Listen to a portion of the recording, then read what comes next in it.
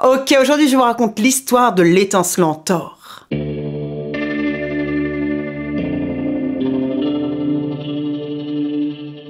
Thor est très certainement l'une des figures les plus célèbres de la mythologie nordique. Et peut-être que les récents films à son sujet y sont pour quelque chose. Ou pas. Fils d'Odin, roi des dieux, et de Jord, déesse de la terre, Thor fait partie des dieux As. Les As et les Vannes étant deux grandes familles de dieux qui s'opposent aux géants, nains, elfes et autres créatures surnaturelles. Il est l'heureux époux de Sif, avec qui il a 2 enfants, et il a un 3e marmot avec une géante. Il est le pourfendeur des géants, le gardien de la paix, dieu de la bravoure et de la force guerrière. Mais il est aussi considéré comme un dieu de la fertilité. Le tonnerre, les éclairs, le vent ou encore la pluie sont considérés comme des symboles fécondants. Il est aussi courageux que colérique. Digne de confiance, mais un peu balourd. Et il vaut mieux l'avoir en photo qu'à table. Son appétit est gargantuesque. Il est représenté avec une longue barbe rousse. Et il possède Mjolnir, le célèbre marteau qui, une fois lancé dans le ciel, produit des éclairs, atteint toujours son but et revient dans la main de Thor tel un boomerang. Bon, au passage, il lui sert aussi à massacrer quelques géants. Mais pour manier Mjolnir, Thor a besoin de ses gants de fer. Il possède aussi une ceinture de force qui multiplie sa vigueur. Et il voyage à bord de son char tiré par 2 boucs quelque peu magiques. Maintenant que vous voyez à peu près qui est le personnage, laissez-moi vous raconter 2-3 histoires à son sujet. Comme je vous le disais, Mjolnir est le célèbre marteau de Thor. Mais savez-vous comment il a été créé? Vous savez pas, hein? Ben non. C'est pour ça que je vais vous raconter comment il a été créé. Ben oui, c'est fou, je sais, c'est fou, c'est dingue.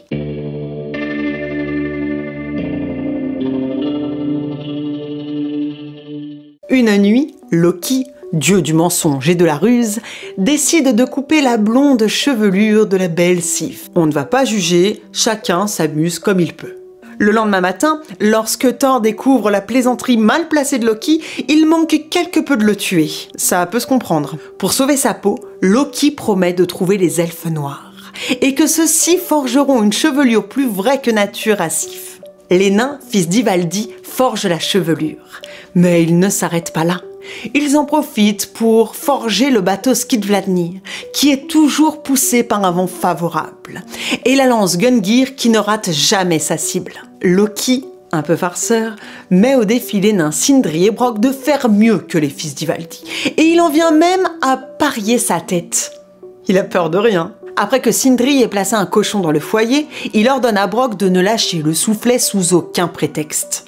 En voyant les nains se mettre à l'action, Loki a un peu peur de perdre son pari. Il se transforme alors en mouche et se met à piquer les mains du pauvre Brok. Mais l'elfe noir est tellement concentré qu'il ne prête pas attention à Loki. Un Verador sort de la forge. L'animal est si rapide qu'il vole dans les airs et sur les mers, illuminant la nuit grâce à ses soies d'or. Sindri place de l'or dans le foyer. Brok se remet tout de suite au travail. Et Loki, quelque peu énervé et mauvais joueur, se met à piquer le cou de Brok. Mais Brok est tellement concentré qu'il ne prête pas attention à Loki. L'anneau Draupnir est créé. Celui-ci sera offert à Odin. Toutes les 9 nuits, 8 anneaux en tout point identiques au premier naîtront. Sindri place un morceau de fer dans la forge. Brok se remet au travail. Mais face à une potentielle défaite cuisante, Loki, toujours en mouche, s'acharne sur les yeux du pauvre Brok qui, pendant un court instant, lâche le soufflet. Mjolnir est créé, avec une légère imperfection. Le manche est trop court. Mais cela n'est pas grave car le marteau est si puissant qu'il peut fracasser le crâne de n'importe quel géant. Loki perd son pari. Brok veut lui couper la tête, mais Loki l'arrête. C'est ma tête que j'avais parié, pas mon cou. De rage, Brok coud les lèvres de Loki.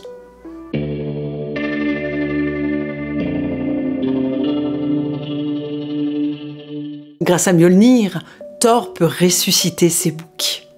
Un jour, alors que Thor et Loki sont en voyage au pays des géants de glace, de fatigue, ils s'arrêtent chez un couple de paysans. Affamé, Thor prépare ses bêtes, les écorche et les fait bouillir.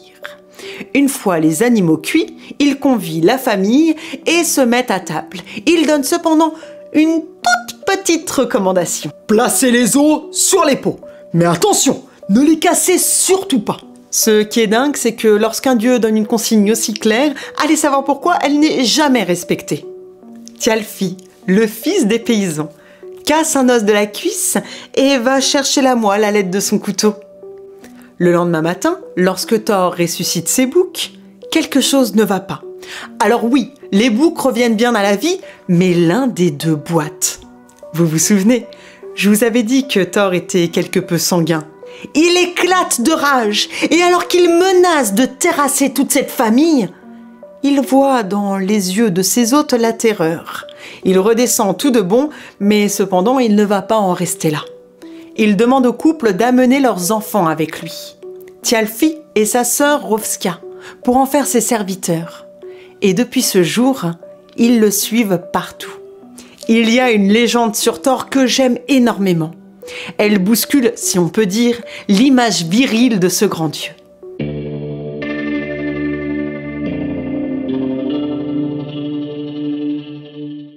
Un matin, Thor découvre que son précieux Mjolnir a été volé. Il supplie Freya de prêter à Loki ses habits de plumes. Ce dernier, en faucon, retrouve le ravisseur, un géant nommé le Grondant. Le marteau est bien caché. Aucune chance de le retrouver. Sauf si tu m'amènes Freya afin d'en faire mon épouse. Pour Freya, la réponse est claire et nette, c'est mort. Heimdall a alors une solution. Et si Thor se déguise en Freya pour récupérer son marteau? Thor refuse catégoriquement. Lui en femme et puis quoi encore? On ne peut pas dire que le dieu soit très ouvert d'esprit sur certains sujets. Il a beau chercher une autre solution plus digne, selon lui, mais il n'en trouve pas. Et c'est avec beaucoup de regrets, et pour notre plus grand plaisir, que Thor finit par accepter. Imaginez juste un instant la scène. Thor en robe de mariée, avec une poitrine rembourrée et un voile par-dessus le visage pour dissimuler son visage, se rendant à son mariage, accompagné de Loki déguisé en suivante. Arrivé chez le ravisseur, l'hospitalité leur est offerte. Un grand banquet pour le mariage est organisé. Thor, un peu bougon, se met à engloutir un bœuf, 8 saumons et 3 tonneaux d'hydromel. Le géant est un peu interloqué face à l'appétit de sa dulcinée, mais Loki tente de le rassurer. Cela fait 8 jours que Freya n'a rien mangé, tant elle avait hâte de vous voir. Rassuré, le géant tente d'embrasser la déesse. Mais le regard féroce qu'il croise à travers le voile le fait reculer. Oui, cela fait 8 nuits que Freya ne dort pas, tant elle attend ce moment avec impatience. Le géant, un peu simple d'esprit, croit Loki. Erreur de débutant. Et quand Mjolnir est apporté pour consacrer le mariage, ni une ni deux, Thor s'arrache de son costume, se saisit de son précieux marteau et fracasse le crâne de tous les géants conviés au mariage. Certes, la fin de cette histoire se termine dans un bain de sang, mais à la base, Thor a essayé de récupérer Mjolnir avec un peu de ruse. Je pourrais vous raconter tellement d'histoires sur Thor.